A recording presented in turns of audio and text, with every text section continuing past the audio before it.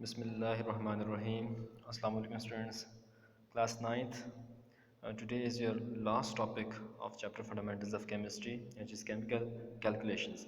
In chemical calculations, we deal with the number of moles and number of particles, and also the mass in gram of a substance we have to find if we are given the number of moles. So there are two types of chemical calculations. First is mole mass calculation. In mole mass calculation, we are given either number of moles or number or mass in gram, and we have to find one of the two entities, either mole or mass. So number of moles formula is number of moles is equal to mass in gram of a substance divided by molar mass of a substance. अब इस formula में आप देखें अगर तो इसमें number of moles एक चीज़ हमें चाहिए और दूसरी mess in gram. Molar mass हमें गिवन हो या ना हो वो हम फाइंड कर लेते हैं, ठीक है। तो इस फार्मूला में अगर हमें मोल गिवन हो तो हम मैस इन ग्राम फाइंड कर सकते हैं, या अगर मैस इन ग्राम गिवन हो तो हम मोल भी फाइंड कर सकते हैं। कैसे कर सकते हैं तो वो अभी थोड़ी देर में एग्जांपल जब मैं आपको सॉल्व कराऊंगा तो वो क्लियर हो जाएगा, ठीक है। तो मोलर मैस क्या होता है? मोलर मैस है सम ऑफ एटॉमिक मैसेज, जो भी इस मालिक्यूल हमें मालिक्यूल गिवन हो, ठीक है। मसलन अगर वाटर की बात करें तो वाटर में कितने हैं जी एटम्स? हाइड्रोजन और ऑक्सीजन है। दो एटम्स हाइड्रोजन के हैं, एक एटम ऑक्सीजन का है। उनका सम करना है एटॉमिक मैसेज का, तो वो आपके पास मोलर मैस आ जाएगा। और मोलर मैस में आपने फिर यूनिट क्या लगानी है? ग्राम पर मोल। तो चलें सबसे पहले तो इसकी एग्जांपल करते हैं। Calculate the number of moles of 151 gram of butane. Butane का फार्मूला होता है C4H10। तो सबसे पहले आपको अगर न्यूमेरिकल गिवन हो तो उसमें पहली चीज़ है कि आप गिवन डेटा लिखें, ठीक है। गिवन डेटा में आपने सबसे पहले वो चीज़ लिखनी होती है जो आपको गिवन हो, ठीक है। तो यहाँ पे गिवन क्या है? मैस गिवन है। ग्राम किसकी यूनिट होती है? मैस की। किसका मैस है? ब्यूटेन का मैस है। तो mass in grams of butane कितना है? 151 ग्राम, ठीक है। तो मोलर मैस ज़ाहिर है आपको पता है फार्मूला में यूज़ होता है। तो मोलर मैस पहले ही आपने फाइंड कर लिया ब्यूटेन का, वो आपको गिवन हो या ना हो आप फाइंड कर सकते हो। तो फार्मूला क्या है? Sum of atomic masses, sum of atomic masses of carbon and hydrogen. लेकिन कार्बन के एटम्स कितने हैं? C4 है ना यहाँ पे। तो इधर आपने फिर 4 को मल्टीप्लाई कर देना है। मैंने पिछले लेक्चर्स में भी ये कहा था कि नंबर ऑफ़ एटम के साथ एटॉमिक मैस मल्टीप्लाई होता है। तो 4 जो है उसका नंबर ऑफ़ एटम्स हैं कार्बन के, और एक कार्बन का एटॉमिक मैस होता है 12, ठीक है। तो 12 को मल्टीप्लाई कर देना है 4 से। इसी तरह सम करना है, प्लस करना है हाइड्रोजन का एटॉमिक मैस, और वो कितना आता है? 1 आता है। लेकिन नंबर ऑफ़ एटम्स कितने हैं? 10 है। तो 10 से 1 को मल्टीप्लाई कर देना है, और आपके पास जो सम अप हो के मोलर मैस आएगा वो आएगा 58 ग्राम पर मोल। यूनिट आपने क्या लिखी है? ग्राम पर मोल लिखी है। टू फाइंड, अब आखिरी चीज़ जो आपने फाइंड करनी है वो क्या है? जिसमें लिखा होता है कैलकुलेट या find the number of moles. तो इसमें फिर फाइंड क्या हुआ? To find number of moles. तो using formula number of moles का आपने फार्मूला यूज़ किया, ठीक है।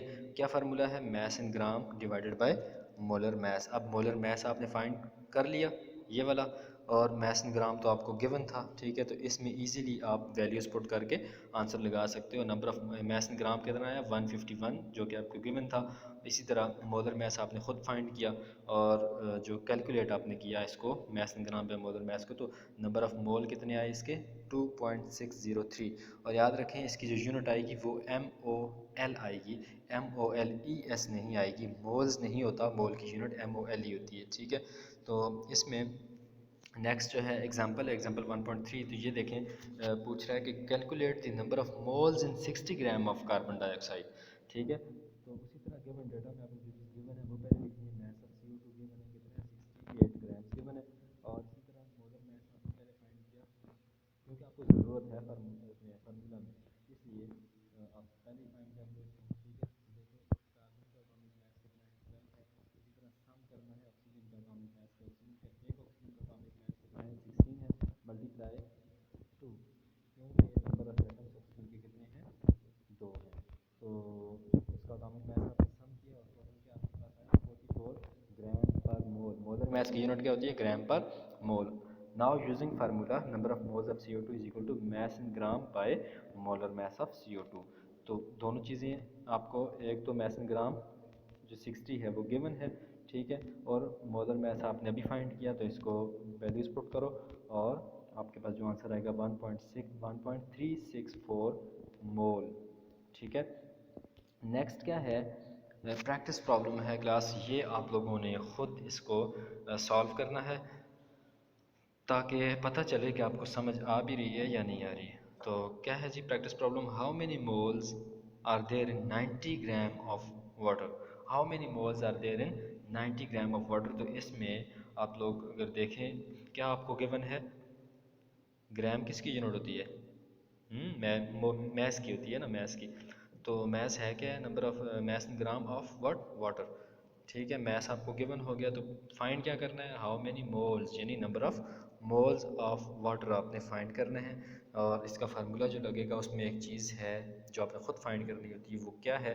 मोलर मास है, ठीक है। कैसे फाइंड होगा मैं पहले भी बता चुका हूँ आप लोगों को, तो ये आपका प्रैक्टिस प्रॉब्लम है, ये आपने ख़ुद सॉल्व करना है। इसी तरह एक एक्सरसाइज का क्वेश्चन है, what is the mass of 5 moles of ice. What is the mass of 5 moles of ice. इसमें अगर आप देखें तो जो चीज़ पहले गिवन थी वो आप फाइंड करनी है, और जो पहले फाइंड करनी होती थी वो अब गिवन है, ठीक है।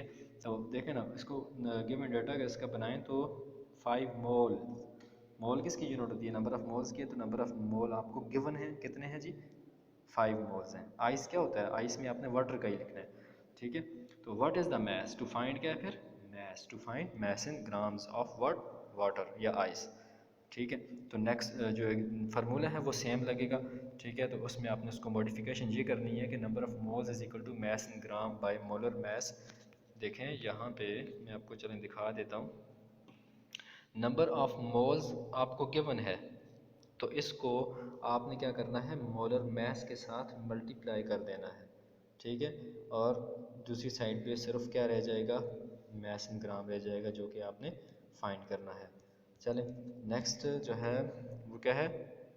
Calculate the number of moles of butane butane C4H10 in 151 gram of butane. तो क्लास थोड़ी देर पहले मैंने अभी ये सॉल्व कराया हुआ है, ये वाला आपको दोबारा इसीलिए दिया है कि आप इसको प्रैक्टिस करें और ताकि आप लोगों को जो कन्फ्यूजन है वो आपकी दूर हो सके। तो केमिकल कैलकुलेशन में शुरू में था मोल मास कैलकुलेशन, लेकिन दूसरा है मोल पार्टिकल कैलकुलेशन। तो क्लास इसमें डिफरेंस ये है, आपको पता होना चाहिए। नंबर 1 तो ये है कि आपको फार्मूला आना चाहिए दोनों का, number of moles is equal to number of moles is equal to mass in gram by molar mass भी आना चाहिए, ठीक है। ये वाला जो फार्मूला है मास इन ग्राम बाय मोलर मास, एक तो ये आपको याद होना चाहिए, और दूसरी चीज़ ये है कि आपको ये वाला जो पार्टिकल का फार्मूला है, number of moles is equal to number of particle by Avogadro's number, ये वाला फार्मूला भी आपको याद होना चाहिए। याद हो गया तो दूसरी चीज़ जो मोस्ट इम्पॉर्टेंट है कि आपको इसका यूज़ पता होना चाहिए कि नंबर ऑफ़ पार्टिकल का फार्मूला कहाँ पे लगेगा और नंबर ऑफ़ जो मास इन ग्राम वाला फार्मूला है वो कहाँ पे यूज़ होगा। तो उसके लिए छोटी सी जो है बात ध्यान में रखें कि अगर नंबर ऑफ़ मोल्स आपको गिवन हो, ठीक है, और आपको पूछा जाए मास इन ग्राम, तो आपने फिर वो वाला फार्मूला पहले वाला यूज़ करना है, मास इन ग्राम बाय मोलर मास, ठीक है। या इस फार्मूले का अगर यूज़ करना चाहते हैं तो ये चीज़ ध्यान में रखें कि अगर आपको नंबर ऑफ़ मोल्स गिवन हो और नंबर ऑफ़ पार्टिकल्स का जो है वो पूछा जाए, तो आपने ये वाला फार्मूला यूज़ करना है। या नंबर ऑफ़ पार्टिकल्स जो हैं गिवन हो और ये चीज़ नंबर ऑफ़ मोल पूछी जाए, तो फिर भी आपने ये वाला फार्मूला यूज़ करना है, ठीक है। तो इसमें मॉडिफिकेशन इस तरह होती है कि अगर नंबर ऑफ़ मोल्स आपको गिवन हो फिर तो डायरेक्टली आपने ये वाला फार्मूला यूज़ करके वैल्यूज़ पुट करनी है। लेकिन अगर नंबर ऑफ़ पार्टिकल्स गिवन है, मोल पूछा हुआ है, तो फिर आपने ये फॉर्म इसकी बनानी है, ठीक है। कैसे बनाएंगे? सिंपल मैथ है कि नंबर ऑफ़ पार्टिकल्स जो हैं वो उसको एक तरफ रखें और जो डिनोमिनेटर में एवोगाड्रोस नंबर है उसको मल्टीप्लाई कर दें नंबर ऑफ़ मोल्स के साथ, और यही किया भी हुआ है, ठीक है। तो इस तरह इसमें कोई मुश्किल नहीं है, आप इसकी एग्जांपल करेंगे तो आपको जो भी कन्फ्यूजन मज़ीद है वो दूर हो जाएगी। Calculate the number of molecules in 6.50 mole of methane या CH4। कहता है कि फाइंड करो नंबर ऑफ़ मालिक्यूल्स किस में 6.50 मोल ऑफ CH4 में। तो इसमें गिवन डेटा सबसे पहले आप देखें तो नंबर ऑफ़ मोल्स आपको गिवन है 6.50 मोल ऑफ CH4 आपको गिवन है। पूछा क्या है उसने, to find number of molecules of CH4। तो देख लें number of particles number of molecule को भी हो सकते हैं, नंबर ऑफ़ एटम्स भी हो सकते हैं, नंबर ऑफ़ आयंस भी हो सकते हैं। इसमें आपने कंफ्यूज नहीं होना कि नंबर ऑफ़ पार्टिकल पूछा हुआ है आप नंबर ऑफ़ मालिक्यूल जो है वो यूज़ कर रहे हो, ठीक है। तो इसमें आप अगर यूजिंग फार्मूला में देखें number of moles is equal to number of molecules by Avogadro's number, तो एवोगाड्रोस नंबर गिवन हो या ना हो कांस्टेंट नंबर है और उसकी वैल्यू आपको याद होनी चाहिए 6.023 × 10⁻23 मालिक्यूल्स। अगर मालिक्यूल पूछा हुआ है तो यहाँ पे मालिक्यूल आएगा, अगर एटम पूछा हुआ है तो एटम्स आएगा, आयंस पूछा हुआ है गिवन है तो आयंस ही आएगा, ठीक है। तो इसमें क्या गिवन है आपको, मोल गिवन है, ये वाला मोल गिवन है और नंबर ऑफ़ मालिक्यूल पूछा हुआ है, ठीक है। तो इसमें आपने फिर इसकी मॉडिफिकेशन करनी है, नंबर ऑफ़ मोल्स को मल्टीप्लाई कर देना है किसके साथ, एवोगाड्रोस नंबर के साथ, और दूसरी तरफ क्या आ जाएगा नंबर ऑफ़ मालिक्यूल। और याद रखें जो चीज़ फाइंड करनी होती है वो हमेशा इस साइड पे आती है, यानी लेफ़्ट साइड पे आती है, और राइट साइड में जो चीज़ें आपको गिवन हो। आपने क्या है number of moles multiply by Avogadro's number, तो वैल्यूज़ पुट करें, क्या वैल्यू 6.50 मोल गिवन है और एवोगाड्रोस नंबर की वैल्यू आपको पता है, और मल्टीप्लाई करें तो 3.914 × 10⁻24, और उसकी यूनिट क्या आ जाएगी, साथ में मालिक्यूल्स आ जाएगी, क्योंकि वो पूछ रहे हैं calculate the number of molecules. Got it. Next है एक एग्जांपल है 1.4, उसमें पूछ रहा है कि how many moles of hydrogen are there in 8.9 × 10⁻⁻ hydrogen atoms. अब देखें ना इसमें नंबर ऑफ एटम्स गिवन है, तो आप फार्मूला कौन सा यूज़ करोगे, अब इसमें आप लोग कौन सा फार्मूला यूज़ करोगे, नंबर ऑफ़ एटम्स या number of molecules by Avogadro's number वाला फार्मूला यूज़ करोगे। इसमें मैथ एंड ग्राम वाला नहीं आएगा, क्योंकि मैथ तो आपके पास है ही नहीं है, तो मोल कैसे निकालोगे। तो इसमें सबसे जो गिवन डेटा है number of atoms of hydrogen कितने हैं, 8.9 × 10⁻23 एटम्स हैं हाइड्रोजन के, और नंबर ऑफ़ हाइड्रोजन पर मोल यानी एवोगाड्रोस नंबर कितना है 6.023 × 10⁻23, वो कांस्टेंट नंबर है, ठीक है। तो नेक्स्ट आपने इसमें फार्मूला यूज़ करना है, number of moles of hydrogen is equal to number of atoms by Avogadro's number. तो आपको गिवन है एटम्स गिवन है 8.9 × 10⁻23, डिवाइड करना है एवोगाड्रोस नंबर के साथ, आपको मोल आपके पास आ जाएंगे 1.48 मोल्स, ठीक है क्लास।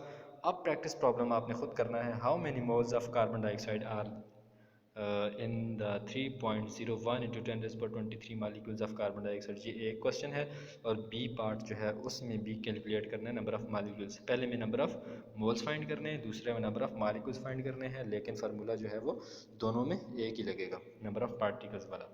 तो ये क्लास यहाँ तक जो है केम कैलकुलेशन, और ये आप लोगों का लास्ट टॉपिक था, आपका चैप्टर कंप्लीट हो चुका। तो इसमें इंशाल्लाह हम नेक्स्ट एक्सरसाइज के क्वेश्चंस करेंगे। तो यहाँ तक आज के स्पेशली आज के लेक्चर में अगर कोई मसला हो आपको तो आप पूछ सकते हैं। टिल देन अल्लाह हाफिज़।